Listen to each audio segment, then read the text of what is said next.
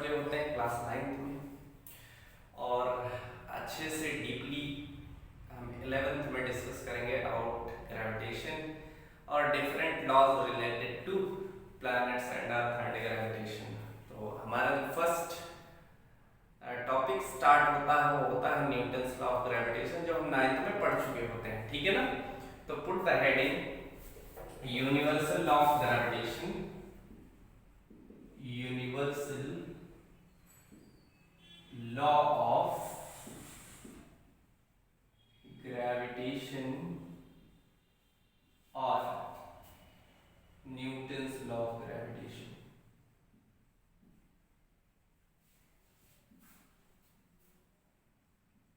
यानी दोनों चीज एक ही है, कोई चेंजेस नहीं है। तो जैसा कि हमने हेडिंग डाला है यूनिवर्सल लॉ ऑफ ग्रेविटेशन या न्यूटन्स लॉ ऑफ ग्रेविटेशन, तो आप लोगों को समझ जाना चाहिए कि न्यूटन भाई साहब ने ही लॉ दिया है। 4 टाइप के हमने बेसिक लॉज पढ़े हैं, ठीक है, फोर्सेस, सॉरी 4 टाइप के, ठीक है। तो उसमें से एक जो लॉ है हमारा, जो एक टाइप का फोर्स है, वो क्या है, ग्रेविटेशनल फोर्स है, ठीक है ना। और इसे हम यूनिवर्सल लॉ ऑफ ग्रेविटेशन भी बोलते हैं। क्या है, एक ऐसा फोर्स है। इसमें न्यूटन ने ये बताया था कि कोई 2 ऑब्जेक्ट हैं, ठीक है, if there are 2 objects are separated at a distance, कुछ दूरी पर रखे हुए तो उनके बीच क्या लगेगा, एक फोर्स लगेगा, और उसका नेचर कैसा होगा, अट्रैक्टिव होगा, ठीक है। तो उसे ही हम क्या बोलेंगे, यूनिवर्सल लॉ ऑफ ग्रेविटेशन, ठीक है। यूनिवर्सल क्यों कहा गया, क्योंकि ये इस होल यूनिवर्स में होल्ड करता है, एक ऐसा लॉ है जो होल यूनिवर्स में होल्ड करता है, और इसी फोर्स की वजह से सारे प्लैनेट्स हैं वो रिवॉल्व करते हैं अराउंड द सन, या मून रिवॉल्व करता है अराउंड द अर्थ। या हम ऐसे कहें कि जब हम ऊपर से कोई ऑब्जेक्ट फेंकते हैं तब वो अर्थ सरफेस पर ही आता है, वो इधर उधर नहीं जाती है, ठीक है ना। तो ये किस फोर्स के कारण है, ग्रेविटेशनल फोर्स के कारण है। तो समझ लेते हैं कि सपोज दैट 2 ऑब्जेक्ट्स रखे हुए हैं और इनके बीच की डिस्टेंस, ये ऑब्जेक्ट ए है और ये ऑब्जेक्ट बी है, ठीक है। इसका मास m1 और इसका मास m2, और इनके बीच की डिस्टेंस क्या है, d है, ठीक है। तो यहाँ पर जो फोर्स का फॉर्मूला होगा वो ये होगा, F उनके मासेस के प्रोडक्ट के डायरेक्टली प्रोपोर्शनल होगा। जो फोर्स लगेगा इन दोनों मासेस के बीच वो इनके प्रोडक्ट के डायरेक्टली प्रोपोर्शनल होगा, और दूसरा होगा इनकी डिस्टेंस की स्क्वायर के इनवर्सली प्रोपोर्शनल होगा, अगर दोनों को कंबाइंड करेंगे ऑन ज्वाइनिंग बोथ लॉज, तो ये हो जाएगा F proportional to m1 m2 upon में d स्क्वायर, और यहाँ हो जाएगा प्रोपोर्शनलिटी साइन हटाओगे तो एक कांस्टेंट ऐड होगा g m1 m2 अपॉन में d स्क्वायर, ठीक है। तो पहले हम लॉ लिख लेते हैं, उसके बाद डिस्कस करते हैं, ठीक है। तो हम यही लिखेंगे, according to this law,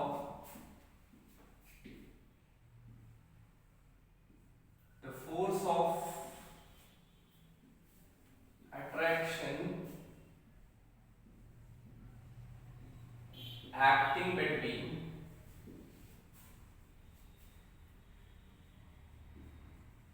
two objects,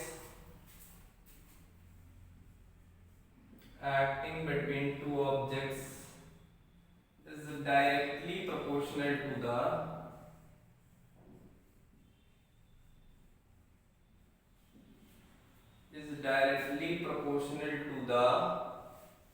किसके डायरेक्टली प्रोपोर्शनल होगा, product of masses acting between two objects is directly proportional to the product of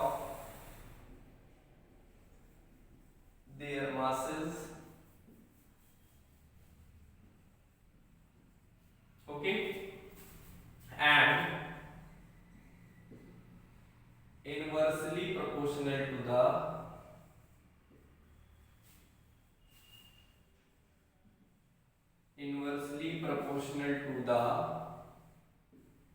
square of the distance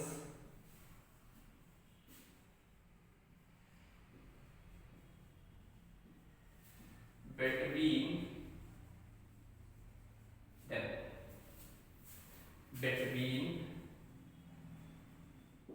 ठीक है ना। अब इस पॉइंट से पता है force directly proportional to the product of masses and inversely proportional to the square of the distance between them. दोनों को कंबाइन करेंगे तो ये हो जाएगा m1 m2 upon d square, और प्रोपोर्शनलिटी साइन रिमूव होगा तो एक कांस्टेंट ऐड होगा g, जिसे हम क्या बोलेंगे कांस्टेंट। और ये कैसा कांस्टेंट होगा, यूनिवर्सल ग्रेविटेशनल कांस्टेंट है, ठीक है ना। तो लिख देंगे where capital G is proportionality constant,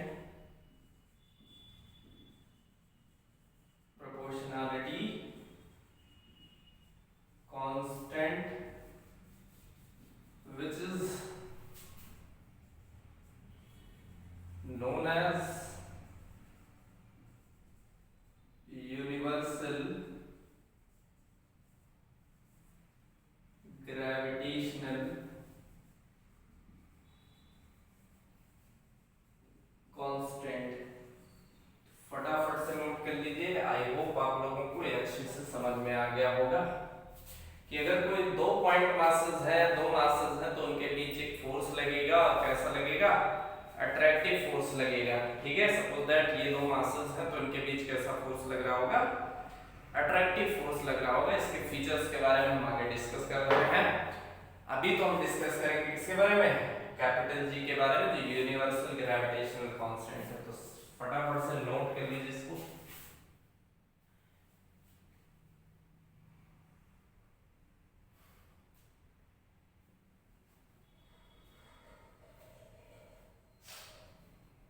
note कर लिया होगा आप लोगों ने।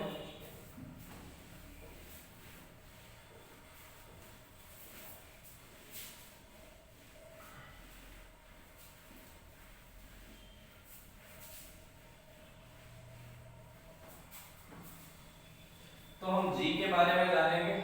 G क्या है हमारा, यूनिवर्सल ग्रेविटेशनल कांस्टेंट है, और इसी के बारे में हम डिस्कस करेंगे। तो लिखेंगे पहला point, unit of capital G। Capital G की यूनिट निकालेंगे तो यहां से देख सकते हैं G इज इक्वल टू, यहां से इसको ले जाओ तो ये आ जाएगा F into D square upon में m1 इंटू m2। फोर्स की यूनिट हो जाएगी न्यूटन, इसकी हो जाएगी मीटर स्क्वायर, और अपॉन में किलोग्राम इंटू किलोग्राम यानी किलोग्राम स्क्वायर। तो unit of G is equal to हो जाएगा न्यूटन मीटर स्क्वायर पर किलोग्राम स्क्वायर, ठीक है। दूसरा, वैल्यू ऑफ कैपिटल G, इसकी वैल्यू होती है 6.67 into 10 to the power minus 11 newton metre square पर किलोग्राम स्क्वायर। इसकी वैल्यू चेंज होती है, नहीं होती है, ठीक है। इसीलिए इसे हम यूनिवर्सल ग्रेविटेशनल कांस्टेंट बोलते हैं। होल यूनिवर्स में कैपिटल G की वैल्यू कांस्टेंट रहेगी, कहीं भी चेंज नहीं होगी, याद रखना। इसकी वैल्यू कितनी होती है, 6.67 into 10 to the power minus 11। अगर हम बात करें डायमेंशन की, तो डायमेंशनल फॉर्मूला क्या हो जाएगा, न्यूटन का हम किससे लिखते हैं बेटा, mLT की पावर माइनस 2 होता है, क्लियर बेटा। और मीटर स्क्वायर को हम L स्क्वायर से डिनोट करते हैं अपॉन किलोग्राम को हम किससे लिखेंगे, m स्क्वायर, क्लियर है इतना। तो यहां पर हो जाएगा एक m से m कैंसिल हो जाएगा, यह आ जाएगा m इनवर्स ऊपर चला जाएगा, और एक L cube t to the power minus the dimensional formula of g. ठीक है, आगे कुछ पॉइंट्स पढ़ेंगे। एक पॉइंट ये है कि जो कैपिटल जी की वैल्यू है वो बेटा दोनों बॉडीज के साइज और शेप पर डिपेंड नहीं करता है, यानी नेचर पर डिपेंड नहीं करता है। तो लिख सकते हैं g does not depend upon size and nature of the bodies, यानी जो बॉडीज हैं जिनके बीच फोर्स लग रहा है उनके बीच जो फोर्स है फोर्स से लेना देना है, कैपिटल जी से कोई लेना देना नहीं है। वो तुम्हारा क्या रहेगा, कांस्टेंट ही रहेगा, जितना था उतना ही रहेगा। नेक्स्ट पॉइंट बात करते हैं, अगर ऑब्जेक्ट्स के बीच कोई मीडियम हो तो उस पर भी डिपेंड नहीं करेगा, मतलब कैपिटल जी की वैल्यू सेम रहेगी ऑब्जेक्ट्स के बीच कोई भी मीडियम हो। ठीक है, तो next point G does not depend upon the nature and medium between the bodies. G does not depend upon the nature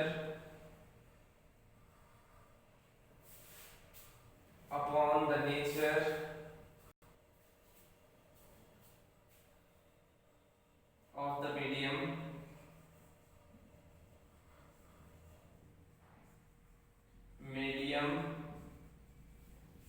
between the bodies। तो ये इतनी सारी बातें थी जो हमने कैपिटल जी के बारे में डिस्कस करी। समझ में आई बात? पहला तो इसकी यूनिट हमने यहाँ फॉर्मूले से निकाल दिया था, कैपिटल जी से Fd²/m1m2 से न्यूटन मीटर स्क्वायर पर किलोग्राम स्क्वायर। अक्सर क्वेश्चन पूछते हैं बेटा डायमेंशनल फॉर्मूले या यूनिट से रिलेटेड, तो ये यूनिट हो गई, इसकी वैल्यू इतनी होती है 6.67 × 10⁻11। और डायमेंशनल फॉर्मूले की बात करें तो यहाँ अगर हमें यूनिट पता है तो डायमेंशनल फॉर्मूला इजीली फाइंड कर सकते हैं। ठीक, तो इसको नोट कर लीजिए, फिर आगे हम बात करते हैं प्रॉपर्टीज ऑफ जीएफ। जीएफ की प्रॉपर्टीज बताते हैं आपको, मतलब ग्रेविटेशनल फोर्स की properties.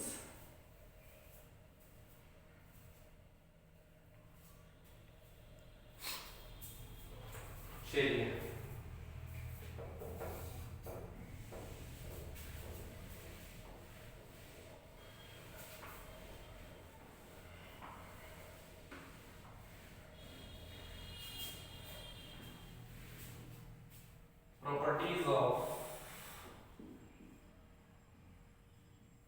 properties of gravitational force।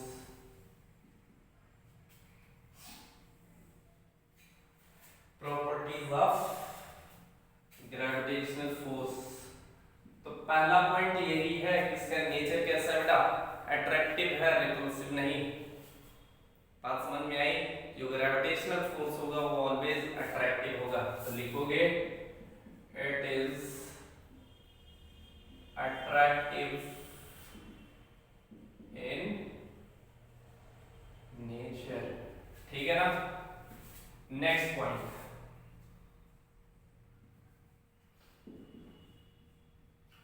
Next point है कि ये मीडियम से इंडिपेंडेंट है, यानी कोई भी मीडियम हो फोर्स लगेगा। ठीक है ना? तो लिख लीजिए it is independent, it is independent of medium particles. ठीक है ना? थर्ड पॉइंट ये है कि इंट्रा प्लैनेटरी और जो इंट्रा एटॉमिक डिस्टेंसेस के लिए भी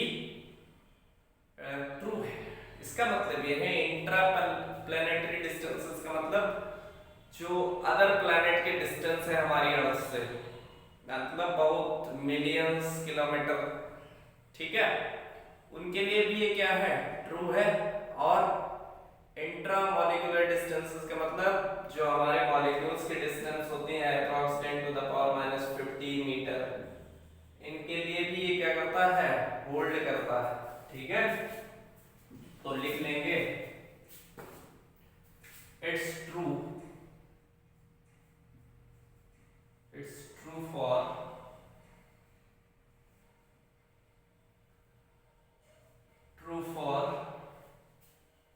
interplanetary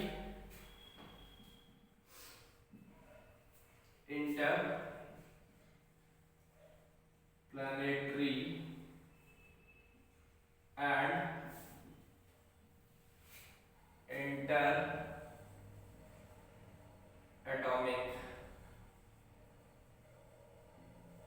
distances,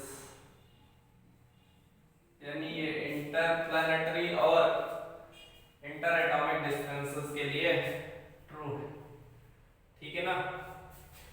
दूसरा, ये सबसे वीकेस्ट फोर्स है बेटा, ठीक है ना, it is the weakest force in nature, it is the weakest force in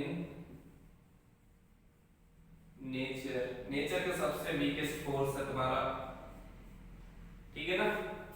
next, ये प्रिंसिपल ऑफ सुपरपोजिशन को होल्ड करता है। प्रिंसिपल ऑफ सुपरपोजिशन का मतलब है कि अगर टू और मोर फोर्सेस, टू और मोर ग्रेविटेशनल फोर्स एक्ट कर रहे हो किसी बॉडी में, तो इस सारे फोर्सेस का सम यानी F जो होगा F1 plus F2 plus F3 के इक्विवेलेंट होगा, ठीक है ना। यही तुम्हारा क्या है, प्रिंसिपल ऑफ सुपरपोजिशन है, वेव्स में पढ़ाएंगे, ठीक है। तो it holds, it follows principle of superposition,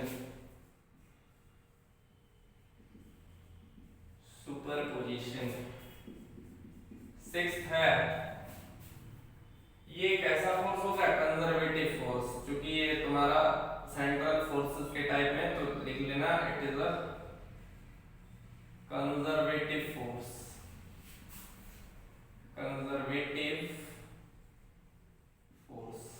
note down कर लीजिए फटाफट से, ये तुम्हारे प्रॉपर्टीज है जीएफ के, मतलब ग्रेविटेशनल फोर्स के,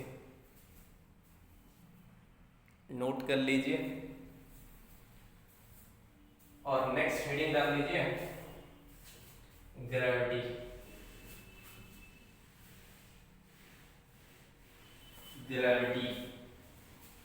तो ग्रेविटी बेटा एक टाइप का हमारा ग्रेविटेशनल फोर्स है, और सबकी ग्रेविटी अलग अलग होती है। हम ऑनलाइन क्लास में इसके बारे में डिस्कस करेंगे कि जैसे तुम्हारा अर्थ है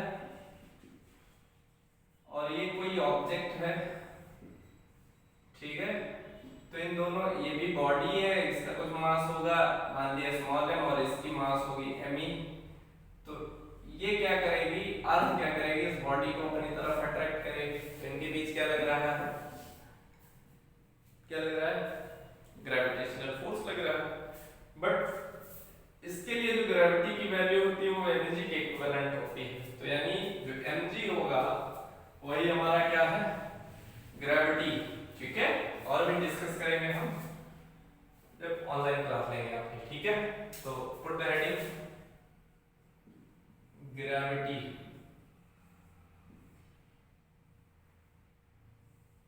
ठीक है ना, या ग्रेविटेशनल पुल भी लिख सकते हैं इसको, तो लिख लीजिए force of attraction, force of attraction exerted by earth के कारण, ठीक है ना, exerted by earth on a body is called gravitational पुल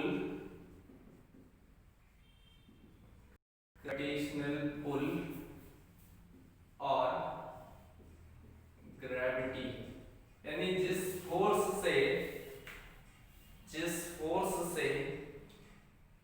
ठीक है अर्थ किसी ऑब्जेक्ट को अपनी तरफ अट्रैक्ट करती है उसे ही हम क्या बोलेंगे, ग्रेविटेशनल पुल या gravity. F is equal to होता है मास इनटू एक्सीलरेशन, तो यहाँ मास हो जाएगा और ये एक्सीलरेशन ड्यू टू ग्रेविटी हो गया, एक्सीलरेशन ड्यू टू ग्रेविटी। तो यहाँ पर एक्सीलरेशन ड्यू टू ग्रेविटी है जिसकी हमने डिस्कस नहीं किया है, तो इसके जस्ट बाद हम acceleration due to gravity discuss करेंगे। जो g की वैल्यू होती है वो 9.8 मीटर पर सेकंड स्क्वायर होती है एट अर्थ सरफेस पर, लेकिन ये चेंज होती है प्लेस टू प्लेस। अगर हम क्या करेंगे, हिल स्टेशंस पर जाएंगे या ऊपर जाएंगे तो जी की वैल्यू क्या हो जाएगी हमारी, कुछ चेंज हो जाएगी।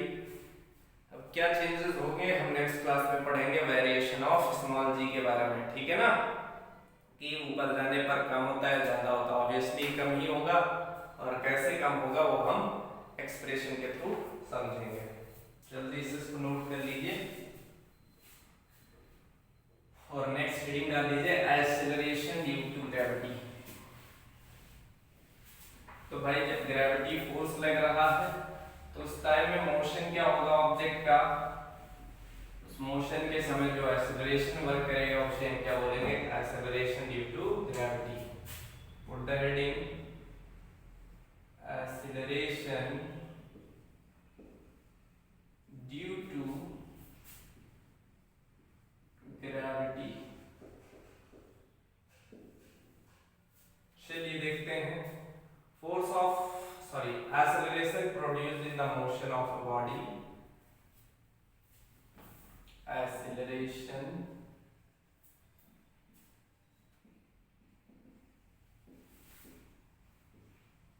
produced in the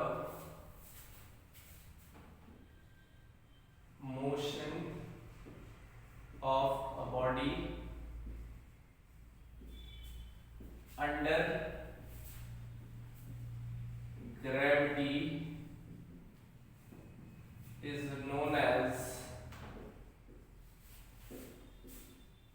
acceleration due to gravity, ठीक है ना, denoted by small G. Unit क्या हो जाएगी, मीटर पर सेकंड स्क्वायर, चूंकि एक्सेलरेशन और डायमेंशन क्या हो जाएगी, मीटर को हम L से लिखते हैं और सेकंड को t स्क्वायर से, यानी हो जाएगा LT की पावर -2। फटाफट से नोट कर लीजिए, simply acceleration produced in the motion of body under the effect of gravity. जब वो मोशन कर रहा हो कोई ऑब्जेक्ट, किसके इफेक्ट के कारण, ग्रेविटी के कारण, तो उसमें जो एक्सेलरेशन प्रोड्यूस होगा उसे हम क्या बोलेंगे, एक्सेलरेशन ड्यू टू ग्रेविटी। जैसा कि हमने कहा कि प्लेस टू प्लेस चेंज होता है, तो इसके वेरिएशन के बारे में हम नेक्स्ट क्लास में डिस्कस करेंगे। इसको अच्छे से पढ़िए आप लोग और घर पे रहिए, सुरक्षित रहिए। Thank you students.